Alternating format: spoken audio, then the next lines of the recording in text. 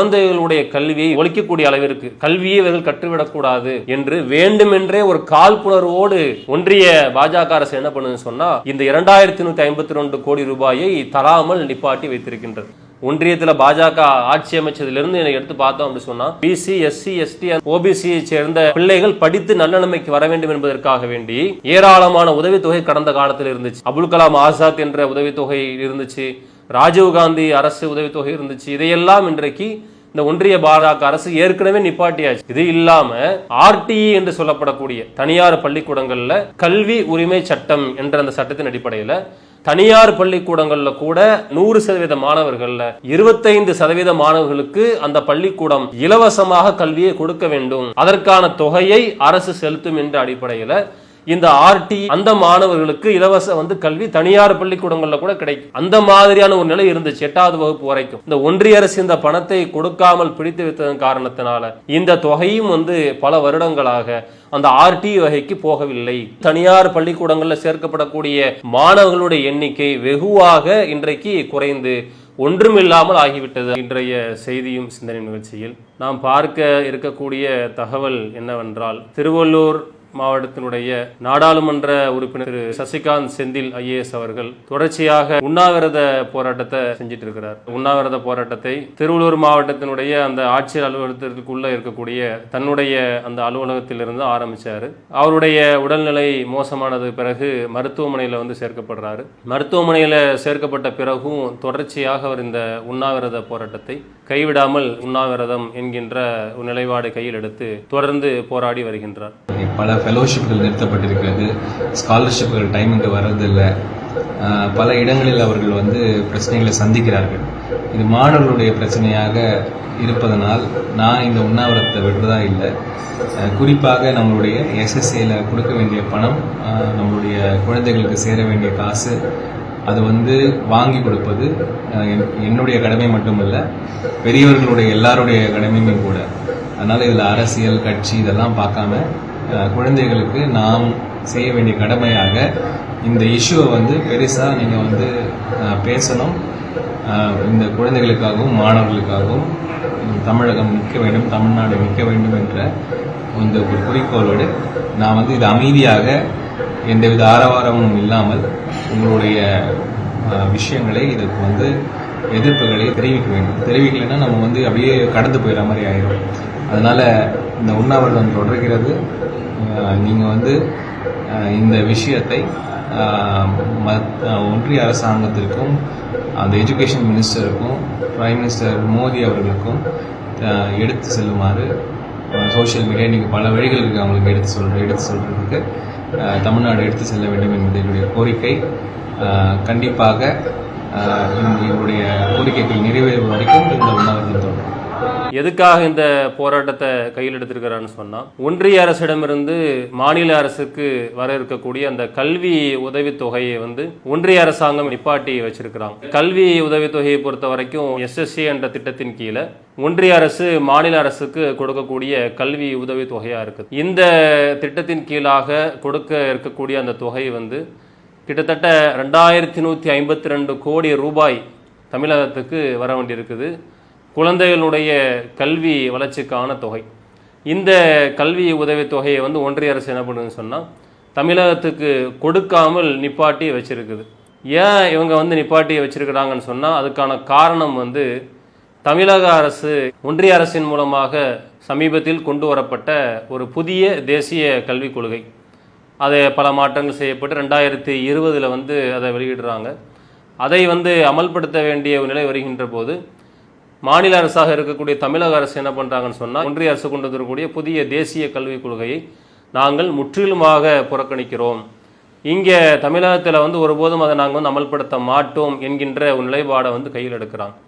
அதோடு சேர்த்து தமிழகத்தில் இருக்கக்கூடிய இந்த அரசு பள்ளிகளை PM ஸ்ரீ என்று சொல்லப்படக்கூடிய பிரதம மந்திரியினுடைய திட்டத்தில் இருக்கக்கூடிய பள்ளிக்கூடங்கள், அந்த பள்ளிக்கூடங்களோடு சேர்ந்து டைஅப் பண்ணணும், ஒன்றாக இணைக்கணும் என்ற ஒரு விஷயத்தையும் ஒன்றிய அரசு கொண்டு வருது.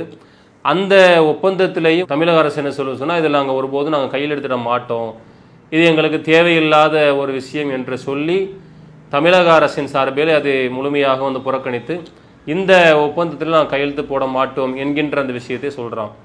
இப்படி சொன்னதன் காரணத்தினால தான் ஒன்றிய அரசினுடைய கல்வி அமைச்சர் என்ன பண்ணுறாரு சொன்னால், நீங்கள் இந்த புதிய தேசிய கல்விக் கொள்கையை நீங்கள் வந்து ஏற்றுக்கொள்ளணும், அதை ஏற்றுக்கொண்டு நீங்கள் தமிழகத்தில் நீங்கள் அமல்படுத்த வேண்டும். அவ்வாறு அமல்படுத்தவில்லைன்னு சொன்னால் அது வரைக்கும் நாங்கள் இந்த ஒன்றிய அரசின் மூலமாக வரக்கூடிய உதவித்தொகையை நாங்கள் வந்து கொடுக்க மாட்டோம் என்று சொல்கிறாங்க. இந்த உதவித்தொகை கொடுக்காதனால் என்னென்ன பாதிப்புகள் ஏற்படுது அப்படின்றத நம்ம பின்னாடி பார்ப்போம். முதலாவதாக, இது நாம் நிறைய பேருக்கு தெரிஞ்ச விஷயம்தான், இந்த புதிய தேசிய கல்விக் கொள்கையை வந்து ஏன் தமிழக அரசு எதிர்க்குது. தமிழக அரசு மட்டுமல்லாமல் தென்னகத்தில் இருக்கக்கூடிய கேரளா அரசு அதை வந்து நாங்கள் முழுமையாக அமல்படுத்த மாட்டோம் என்று சொல்கிறாங்க. மேற்கு வங்க அரசாங்கமும் இதை வந்து என்ன பண்ணுறாங்க சொன்னால் புறக்கணிக்கிறாங்க.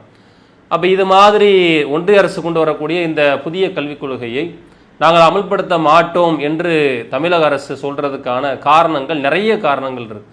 அதில் நமக்கு நிறைய தெரிஞ்ச விஷயங்கள் இருந்தாலும் கூட ஒரு சில முக்கியமான பாதகங்கள் என்ன அப்படின்னு சொல்லி பார்த்தோம்னு சொன்னால், மிகப்பெரிய அளவில் வந்து பாதிப்பு ஏற்படும் பிள்ளைகளுடைய கல்விக்கு.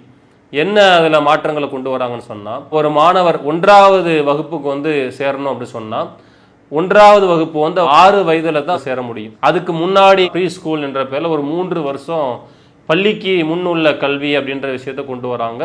1வது வகுப்பு இப்போ இருக்கக்கூடிய கல்வியின் அடிப்படையில் 5 வயதில் வந்து ஒரு மாணவர் 1வது வகுப்பில் சேராரு சொன்னால், இந்த புதிய கல்விக் கொள்கையின் அடிப்படையில் அவர் வந்து 6வது வயசுல தான் வந்து சேர முடியும். இது ஒரு விஷயம். பள்ளிகளில் படிக்கக்கூடிய காலத்தை இப்போ இருக்கக்கூடிய மாநில கொள்கையின் அந்த கல்வியின் அடிப்படையில் 10வது 12வது அந்த வகுப்புகளுக்கு தான் வந்து பொது தேர்வு வந்து நடக்குது, பப்ளிக் எக்ஸாம். அப்போ இந்த புதிய கல்விக் கொள்கையில் வந்து என்ன மாற்றத்தை கொண்டு வராங்கன்னு சொன்னால், ஒரு மாணவர் வந்து 3வது வகுப்பு 5வது வகுப்பு 8வது வகுப்பு அதுக்கு பிறகு 10th +2 இது மாதிரி அவர் 3வது வகுப்பிலிருந்தே அவர் வந்து பொதுத் தேர்வுக்கு தயாராகணும். பொதுத் தேர்வுன்னு சொன்னால் இன்றைக்கு இருக்கக்கூடிய நிலை நமக்கு தெரியும். ஒரு 10வது ஒரு மாணவர் பொதுத் தேர்வு எழுத போகிறாருன்னு சொன்னால், அன்னைக்கு ஒரு 8வது 9வது வரும்போதே அந்த மாணவராக இருந்தாலும் சரி, பெற்றோராக இருந்தாலும் சரி, அதுக்காக தயாராக ஆரம்பிச்சிருவாங்க. ஏன்னு சொன்னால் பப்ளிக் எக்ஸாம் ரொம்ப முக்கியமான ஒரு எக்ஸாமு. அப்போ அதுக்கு நம்ம தயார்படுத்தி கொள்ளும் என்று சொல்லி அந்த பயம் தொற்றிக்கொள்கின்றது. அதற்காக வேண்டி முன்கூட்டியே வந்து முன் ஏற்பாடுகள் கையில் எடுக்கிறாங்க. அப்போ அந்த ஒரு நிலையை வந்து இன்னைக்கு என்ன பண்ணுறாங்கன்னு சொன்னால், 3வது படிக்கக்கூடிய மாணவருக்கும் பொதுத் தேர்வு வந்து வைக்கணும், 5வது படிக்கக்கூடிய மாணவருக்கும் பொதுத் தேர்வு வைக்கணும், 8வது படிக்கக்கூடிய மாணவருக்கும் பொதுத் தேர்வு வைக்கணும். அப்படி ஒரு நிலை வருகின்ற போது, ஒரு வேளை குறைவாக படிக்கக்கூடிய மாணவர் ஒரு வேளை 3வது பொதுத் தேர்வில் ஃபெயில் ஆகிட்டாருன்னு சொன்னால், திரும்பவும் என்ன பண்ணணும்னு சொன்னால் அவர் 3வது வந்து படிக்கணும். 5வதுல அந்த மாதிரி ஃபெயில் ஆகிட்டாருன்னு சொன்னால் திரும்பவும் வந்து 5வது படிக்கணும். ஆனால் இப்போ இருக்கக்கூடிய நிலைமையில 8வது வரைக்கும் வந்து அவர் வந்து ஒரு வேளை அவர் குறைவாக படித்த மாணவராக இருந்தாலும் கூட அவரை வந்து கண்டிப்பாக வந்து அடுத்த வகுப்புல தூக்கி போட்டுருவாங்க. ஏன்னு சொன்னால் அது வந்து அந்த பருவம் அப்படிப்பட்ட ஒரு பருவம். அப்போ அந்த நேரத்தில் மாணவர் வந்து ஃபெயில் ஆக்கும்போது என்ன ஆகும்னு சொன்னால், இதுக்கு மேலே எடுத்துக்க படிச்சுக்கின்னு சொல்லிட்டு பள்ளிக்கூட படிப்பை நிப்பாட்டக்கூடிய ஒரு சூழ்நிலைக்கு தள்ளப்படுறாங்க. பள்ளிக்கூட படிப்பினோட அந்த இடைநிற்றல்னு சொல்லுவாங்கல்ல, இடையிலேயே படிப்பை நிறுத்தக்கூடிய செயல் வந்து அதிகமாக நடக்குது.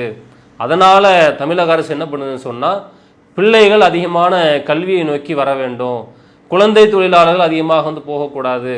அப்போ அந்த பருவத்தில் வந்து கல்வி என்பது ரொம்ப அவசியம், பள்ளி படிப்பு ரொம்ப அவசியன்றதுனால 8வது வரைக்கும் வந்து அவசிய தேர்ச்சி, கட்டாய தேர்ச்சி என்ற நிலையை வந்து கொண்டு வந்து 8வது வரைக்கும் எல்லாத்தையும் ஆல் பாஸ் பண்ணக்கூடிய நிலை இருக்குது.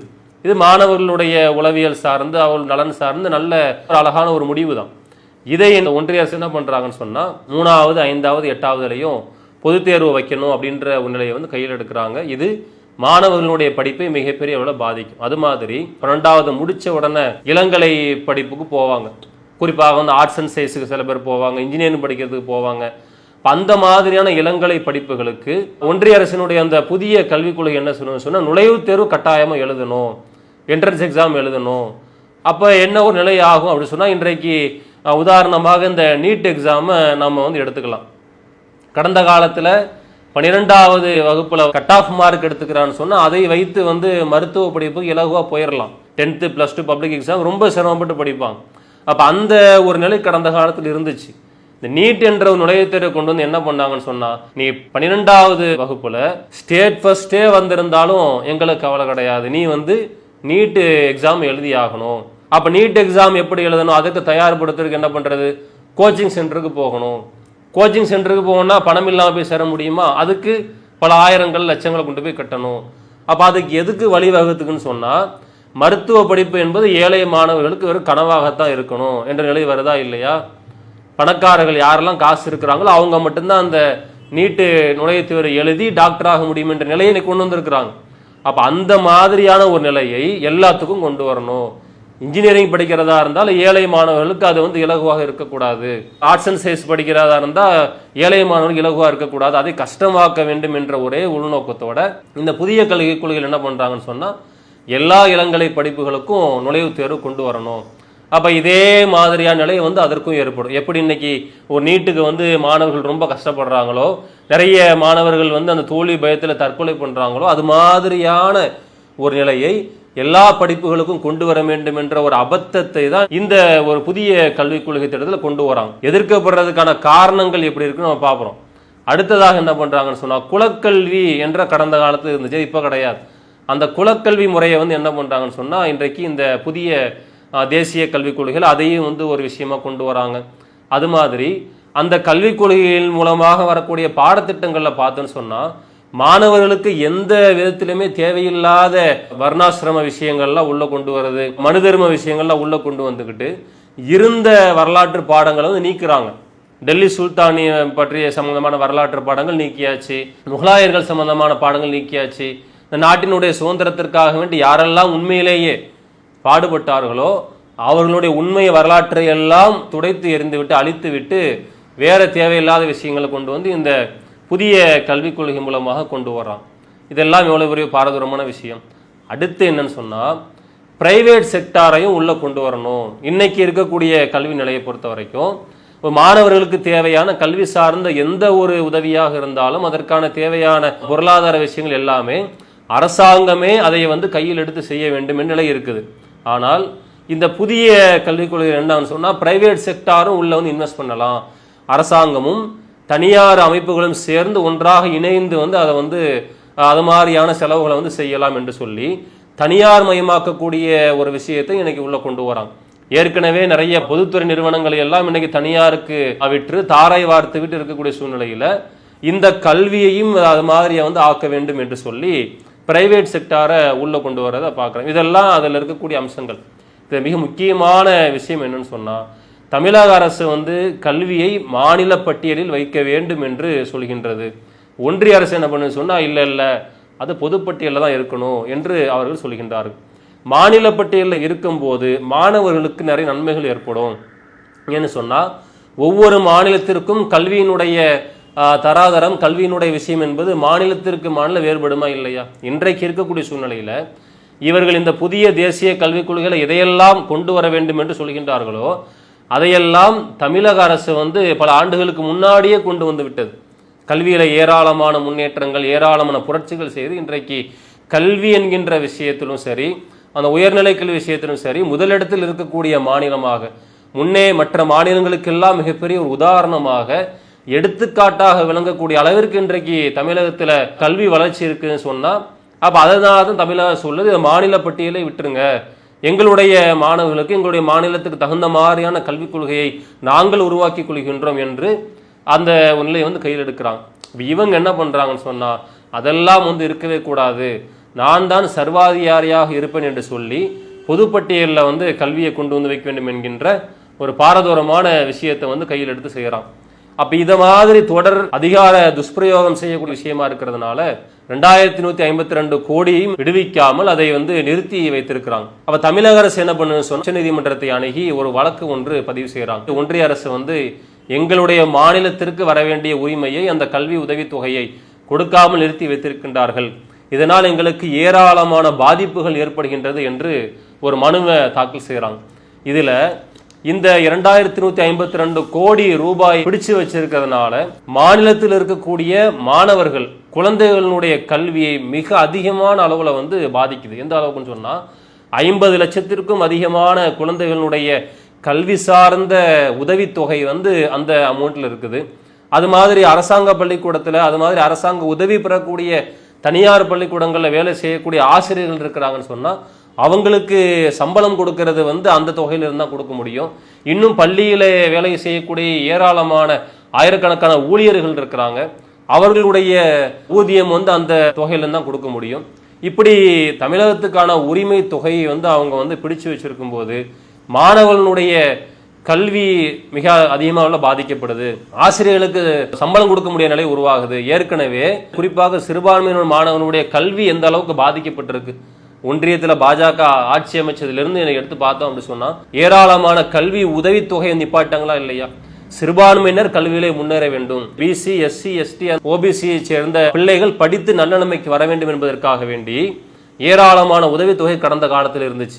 அபுல் கலாம் ஆசாத் என்ற உதவித்தொகை இருந்துச்சு, ராஜீவ்காந்தி அரசு உதவித்தொகை இருந்துச்சு. இதையெல்லாம் இன்றைக்கு இந்த ஒன்றிய பாஜக அரசு ஏற்கனவே நிப்பாட்டியாச்சு. இது இல்லாம ஆர்டிஇ என்று சொல்லப்படக்கூடிய தனியார் பள்ளிக்கூடங்கள்ல கல்வி உரிமை சட்டம் என்ற அந்த சட்டத்தின் அடிப்படையில் தனியார் பள்ளிக்கூடங்களில் கூட 100% மாணவர்கள்ல 25% மாணவர்களுக்கு அந்த பள்ளிக்கூடம் இலவசமாக கல்வியை கொடுக்க வேண்டும், அதற்கான தொகையை அரசு செலுத்தும் என்ற அடிப்படையில் இந்த ஆர்டி அந்த மாணவர்களுக்கு இலவச வந்து கல்வி தனியார் பள்ளிக்கூடங்களில் கூட கிடைக்கும். அந்த மாதிரியான ஒரு நிலை இருந்துச்சு 8வது வகுப்பு வரைக்கும். இந்த ஒன்றிய அரசு இந்த பணத்தை கொடுக்காமல் பிடித்து வைத்ததன் காரணத்தினால இந்த தொகையும் வந்து பல வருடங்களாக அந்த ஆர்டி வகைக்கு போகவில்லை. ஆர்டி வகைக்கு பொருளாதாரம் தொகை போலன்னு சொன்னா என்ன ஆகும்? தனியார் பள்ளிக்கூடங்களில் சேர்க்கப்படக்கூடிய மாணவர்களுடைய எண்ணிக்கை வெகுவாக இன்றைக்கு குறைந்து ஒன்றுமில்லாமல் ஆகிவிட்டது. ஆர்டியின் கீழ் இன்னைக்கு பிரைவேட் ஸ்கூல்ல வந்து பிள்ளைகளை சேர்க்க முடியாது. இப்படி ஒவ்வொரு ரீதியாக இது என்ன ஆகுதுன்னு சொன்னா குழந்தைகளுடைய கல்வியை வேண்டுமென்றே ஒழிக்கக்கூடிய அளவிற்கு கல்வியை இவர்கள் கற்றுவிடக்கூடாது என்று வேண்டுமென்றே ஒரு காழ்ப்புணர்வோடு ஒன்றிய பாஜக அரசு என்ன பண்ணுதுன்னு சொன்னா இந்த 2152 கோடி ரூபாயை தராமல் நிப்பாட்டி வைத்திருக்கின்றது. தமிழக அரசு சொல்லக்கூடிய விஷயங்களுக்கு எந்த விதமான ஒரு காழ்ப்புணர்வும் கிடையாது. அழகான ஆதாரத்தின் அடிப்படையில் வாதங்களை எடுத்து வைத்து இந்த காரணத்தினால தான் நாங்கள் இந்த புதிய தேசிய கல்விக் கொள்கையை நாங்கள் ஏற்க மாட்டேங்கிறோம் அப்படின்ற விஷயத்த சொல்றாங்க. ஆனால் அந்த ஒரு காரணத்தை ஒன்றிய சொல்ல முடியுமா? இன்றைக்கு அது மாதிரியான காரணங்கள்லாம் சொல்லாம காழ்ப்புணர்வின் அடிப்படையில் வேண்டுமென்றே இந்த தொகையை வந்து பிடிச்சு வச்சிருக்கிறாங்க. அதனால தான் இன்றைக்கு சசிகாந்த் செந்தில் என்ன பண்றான்னு சொன்னா இது மாதிரி போராட்டத்தை கையில் எடுக்கிறார். ஏராளமான நடுநிலையாளர்கள் கூட இது வந்து மிகப்பெரிய ஒரு அநீதியான ஒரு விஷயம், அரசியல் நோக்கத்திற்காக வேண்டி கல்வியில வந்து கை வைக்கலாமா? இது வந்து பிள்ளைகளுடைய கல்வி சார்ந்த விஷயம். பிள்ளைகளுடைய கல்வி என்பது நாட்டினுடைய ஒரு வளர்ச்சியினுடைய ஒரு அடிப்படை இல்லையா, ஒரு ஆதாரம் இல்லையா? நாளைக்கு இந்த நாடு வந்து மிகப்பெரிய அளவுல வந்து ஒரு வளர்ச்சியை நோக்கி போறதா இருந்தாலும் சரி, வல்லரசு நிலையை நோக்கி போறதா இருந்தாலும் சரி, அதுல மிக முக்கியமான விஷயம் வளரும் தலைமுறையினுடைய கல்வி. அந்த குழந்தைகளுடைய கல்வி விஷயத்துல வந்து ஒன்றிய அரசு வந்து ஒரு சின்ன அளவு கூட ஒரு இரக்கம் இல்லாம எந்த விதமான ஒரு நீதியும் இல்லாம அநியாயமான முறையில வந்து இந்த விஷயத்தை வந்து செய்யறாங்க. இது மூலமாக ஏராளமான பாதிப்புகள் ஏற்படுது. இன்ஃப்ராஸ்ட்ரக்சர் என்று சொல்லப்படக்கூடிய பள்ளி கட்டமைப்புகள் பாதிக்கப்படுது. பிள்ளைகளுக்கு சரியான முறையில் சீருடைய புத்தகங்கள் இன்ன பிற பொருட்கள் கொடுக்க முடியாத நிலை உருவாகின்றது. பெண் பிள்ளைகளுடைய பாதுகாப்பு சம்பந்தமான திட்டங்களை மாநில அரசு உருவாக்கணும்னு சொன்னா அதையும் செய்ய முடியாத ஒரு நிலை உருவாகின்றது என்று சொல்லி தொடர்ச்சியாக ஏராளமான பாதகங்கள் இந்த தொகையை விடாமல் இருப்பதனால ஏற்படுது. அதனால தான் இன்றைக்கு இந்த நிலையை வந்து சசிகாந்த் செந்தில் கையில் எடுத்திருக்கிறார். இஸ்லாமிய மார்க்கத்தினுடைய பார்வையை பொறுத்த வரைக்கும் இந்த உண்ணாவிரதம் என்கின்ற நிலைக்கு வந்து இஸ்லாமிய மார்க்கம் வந்து ஒருபோதும் ஆதரவுலாம் கிடையாது. அல்லாஹுடைய தூதரை வந்து கண்டிச்சிருக்கிறான். உண்ணாமல் பருகாமல் இருக்கக்கூடாது என்ற ஒரு கண்டிப்பை தான் இஸ்லாமிய மார்க்கம் சொல்லுது. அவருடைய பார்வையில் வந்து அவர் என்ன பண்ணாரு, எப்படியாவது நம்மால் இயன்ற ஒரு எதிர்ப்பு நம்ம காட்டணும், இது வந்து மிகப்பெரிய ஒரு பாரதூரமான விஷயம் என்று சொல்லி அவர் இந்த அமைதி வழியிலான ஒரு போராட்டம் என்ற அடிப்படையில் இந்த ஒரு போராட்டத்தை கையில் எடுத்திருக்கிறார். அப்ப இந்த ஒரு நிலையை மாற்றுகின்ற வரைக்கும் அந்த ஒன்றிய அரசு உடனடியாக இந்த பொருளாதாரத்தை விடுவித்து மாநில அரசு கொடுக்கின்ற வரைக்கும் ஜனநாயகத்தின் மீது நம்பி இருக்கக்கூடிய எல்லா அமைப்புகளுமே எல்லாருமே இதற்காக வேண்டி போராட்டங்களை தொடர்ச்சியாக கையில் எடுக்க வேண்டும். மிக முக்கியமான பிரச்சனை குழந்தைகளுடைய எதிர்காலம் சம்பந்தமான பிரச்சனையாக இருக்கின்ற காரணத்தினால் தொடர் போராட்டங்களை நடத்தி ஒன்றிய அரசிடமிருந்து பெறுவக்கூடிய காரியங்களை அனைவருமாக சேர்ந்து செய்ய வேண்டும் என்பதையும் நிகழ்வின் மூலமாக தெரிவித்துக் கொள்கிறோம். அஸ்ஸலாமு அலைக்கும் வரஹ்மத்துல்லாஹி வபரகாத்துஹு. அல்லாஹு அக்பர், அல்லாஹு அக்பர்.